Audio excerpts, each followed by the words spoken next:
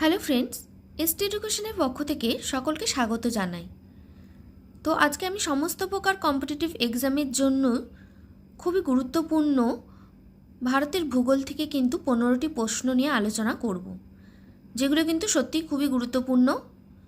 তো তোমরা যারা আমার চ্যানেলটি নতুন দেখছো বা এখনও যারা আমার চ্যানেলটি সাবস্ক্রাইব করোনি, তারা কিন্তু অবশ্যই আমার চ্যানেলটি সাবস্ক্রাইব করে পাশে থাকা বেল আইকনটি প্রেস করে দিও, যাতে করে সমস্ত পরবর্তী আপডেটসগুলো কিন্তু তোমরা সবার আগে পেয়ে যেতে পারো। তো তোমরা কিন্তু আমার এই ভিডিওটি প্রথম থেকে শেষ পর্যন্ত দেখতে থাকো, এবং আমি 15টি কিন্তু খুবই গুরুত্বপূর্ণ জিওগ্রাফি প্রশ্ন নিয়ে কিন্তু আলোচনা করব, সেইগুলো কিন্তু দেখতে থাকো। তো চলো ভিডিওটি আর দেরি না করে এখনই শুরু করছি। দেখো এখানে 16 নম্বর আগের পার্টটি তোমরা যারা দেখোনি অবশ্যই আমার চ্যানেলে গিয়ে এর আগের পার্টটি তোমরা দেখে নিও।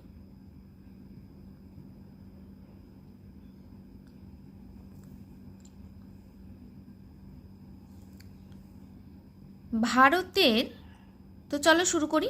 ভারতের জাতীয় জলনীতি গৃহীত হয়েছিল কত সালে? তো দেখো এখানে 4টি অপশান আছে। প্রথমে বলা হয়েছে 2002 সাল, 1987 সাল, 2007 সাল আর 1985 সাল। তো দেখো এখানে 4টি অপশান আছে। 4টির মধ্যে এই প্রশ্নটির সঠিক অপশানটি কিন্তু হয়ে যাচ্ছে অপশান নাম্বার বি, 1887 সাল। তো চলো পরের প্রশ্নটি দেখে নিই।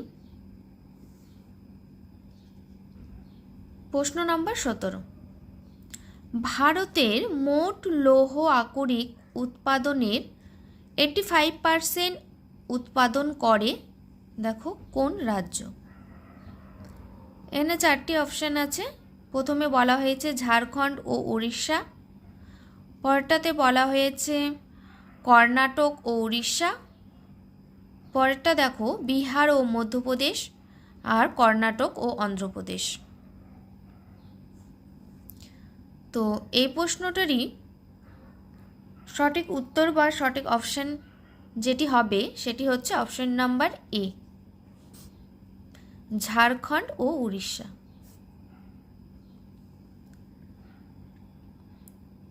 তো চলো পরের প্রশ্নটি দেখে নেই। প্রশ্ন নম্বর 18, সিন্ধু নদীর উৎপত্তি হয়েছে কোথায়?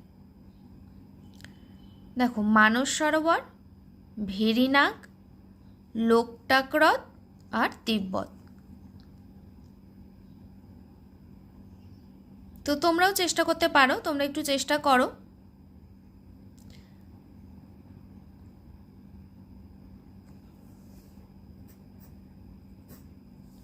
তো দেখো এই প্রশ্নটির সঠিক উত্তরটি কিন্তু হয়ে যাচ্ছে বা সঠিক অপশানটি কিন্তু হয়ে যাবে option number A, Manas Sarovar. তো চলো পরের প্রশ্ন 19 নম্বর, নিম্নলিখিত কোন নদীটিতে বদ্বীপ গড়ে ওঠেনি? তাহলে দেখো এখানে প্রশ্ন কিন্তু তোমরা খুব ভালোভাবে পড়বে। অনেক সময় কি হয়, আমরা প্রশ্নটা তাড়াহুড়োতে কিন্তু ভুল পড়ে ফেলি। এই যেগুলো ওঠেনি, হয়নি, এগুলোই বেশি ভুল হয়ে যায়। তো সেই জন্য বলছি খুব ভালোভাবে পড়ে বুঝতে হবে। তো এখানে বলা হয়েছে কোন নদীটিতে বদ্বীপ গড়ে ওঠেনি?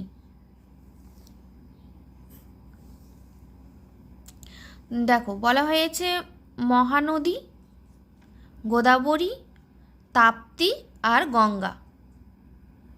তো এই প্রশ্নটির সঠিক উত্তরটি কিন্তু হয়ে যাচ্ছে অপশান সি, তাপ্তি। এখানে কিন্তু কোনো বদ্বীপ গড়ে ওঠেনি। তো চলো পরের প্রশ্ন, প্রশ্ন নম্বর 20, হিমালয়ের 1600 থেকে 3300 মিটার উচ্চতায় অবস্থিত সরলবর্গীয় বনভূমির প্রধান প্রজাতিগুলি কি বা কোনগুলি? দেখো এখানে বলা হয়েছে সিডার, পাইন, সাইন, তারপর হচ্ছে সিলভার স্প্রুফ, আর বি নম্বরে বলা হয়েছে সেগুন এবং স্যাকু। সি অপশানে আছে স্যান্ডেলউড এবং রোজউড। ডিতে আছে ওক, চেস্টনাট, চির আর হচ্ছে চিল। তো দেখো এই প্রশ্নটির কিন্তু সঠিক উত্তরটি হয়ে যাবে অপশান এ।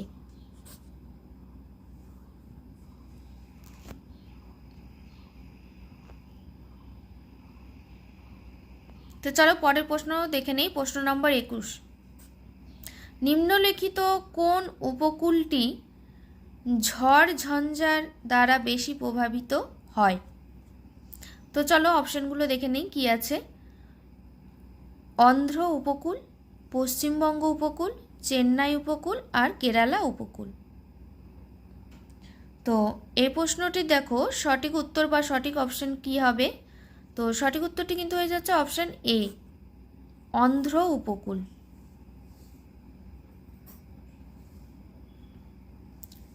চলো পরের প্রশ্ন, প্রশ্ন নম্বর 22, পশ্চিমে প্রবাহিত বৃহত্তম উপদ্বীপীয় নদীটি হলো কোনটি? তো এখানে বলা হয়েছে গোদাবরী, কৃষ্ণা, নর্মদা, তাপ্তি। তাহলে পশ্চিমে প্রবাহিত বৃহত্তম উপদ্বীপীয় নদীটি কোনটি, নিচের কোনটি? তো দেখো এই 22 নম্বর প্রশ্নটির সঠিক উত্তরটি কিন্তু হয়ে যাচ্ছে অপশান সি, নর্মদা। চলো পরের প্রশ্ন 23, প্রশ্ন নম্বর 23, পশ্চিমবঙ্গের বৃহত্তম রাজ্য সড়ক পথটি হলো নিচের কোনটি? 4টি অপশান আছে, তার মধ্যে কোনটি হবে? দেখো প্রথমে বলা হয়েছে WBSH4, WBSH14, WBSH2 আর WBSH24।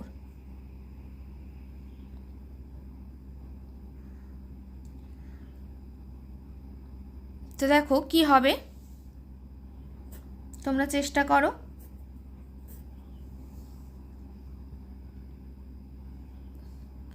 তো দেখো এই প্রশ্নটির সঠিক উত্তরটি কিন্তু হয়ে যাচ্ছে অপশান এ, WBSH4।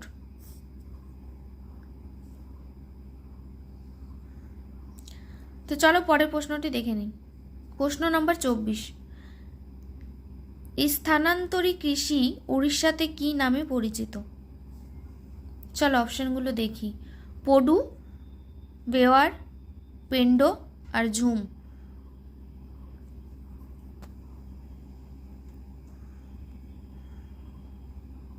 তো দেখো এই প্রশ্নটির সঠিক উত্তর কিন্তু হয়ে যাচ্ছে অপশান নাম্বার এ, পডু।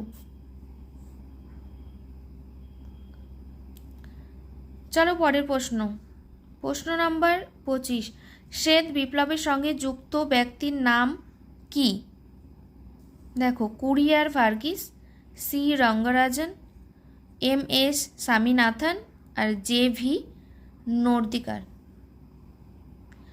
তো এই 25 নম্বর প্রশ্নটির সঠিক উত্তরটি কিন্তু হয়ে যাচ্ছে option number A, courier Verghese. তো চলো পরের প্রশ্নটি দেখে নিই। প্রশ্ন নম্বর 26, বুন্দেলখণ্ড মালভূমি কোন দুটি রাজ্যের মধ্যে রয়েছে? তো অপশানগুলো চলো দেখে নিই। ঝাড়খণ্ড ও ছত্তিশগড়, উত্তরপ্রদেশ ও মধ্যপ্রদেশ, ছত্তিশগড় ও উত্তরপ্রদেশ আর মধ্যপ্রদেশ ও ছত্তিশগড়। তো দেখো এইখানে 26 নম্বর প্রশ্নের সঠিক উত্তরটি কিন্তু হয়ে যাচ্ছে অপশান নম্বর বি, উত্তরপ্রদেশ ও মধ্যপ্রদেশ। চলো পরের প্রশ্ন, প্রশ্ন নম্বর 27, টুংরি কোথায় দেখা যায়? অযোধ্যা মালভূমি, পুরুলিয়া, তরাই অঞ্চল, ডুয়ার্স।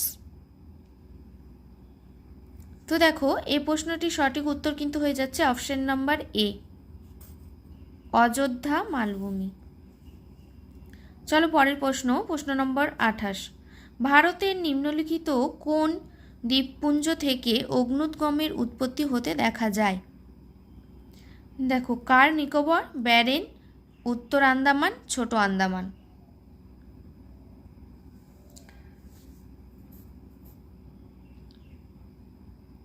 তো দেখো কি হবে, তোমরা একটু চেষ্টা করো।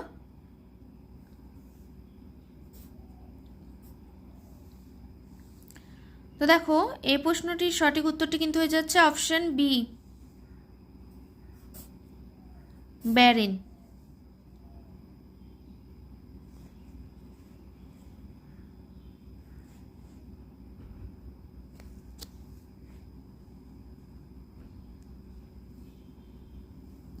চলো পরের প্রশ্ন।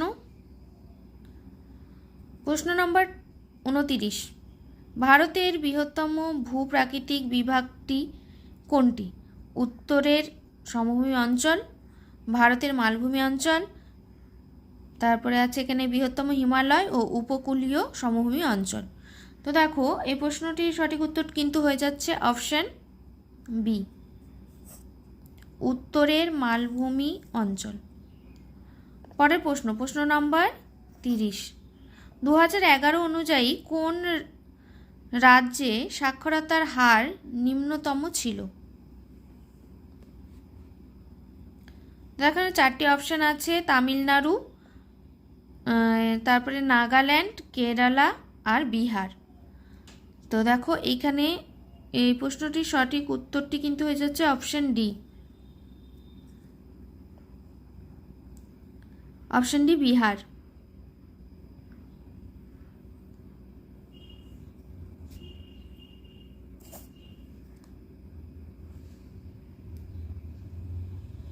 তো দেখো এই প্রশ্নটির সঠিক উত্তরটি কিন্তু হয়ে যাবে অপশন ডি বিহার।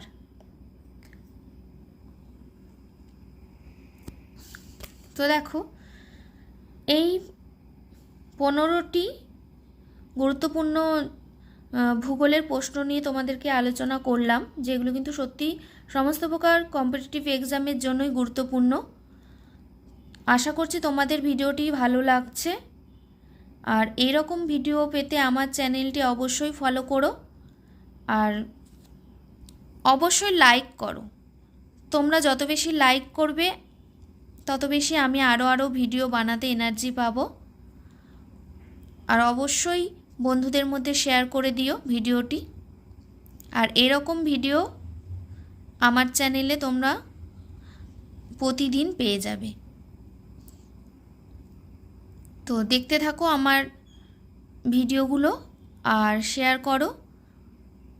আর একটা কথা বলবো, তোমরা যারা এখনও আমার চ্যানেলটি সাবস্ক্রাইব করোনি তারা কিন্তু ঝটপট করে আমার চ্যানেলটি সাবস্ক্রাইব করে দাও, লাইক করো, কমেন্ট করো, শেয়ার করো।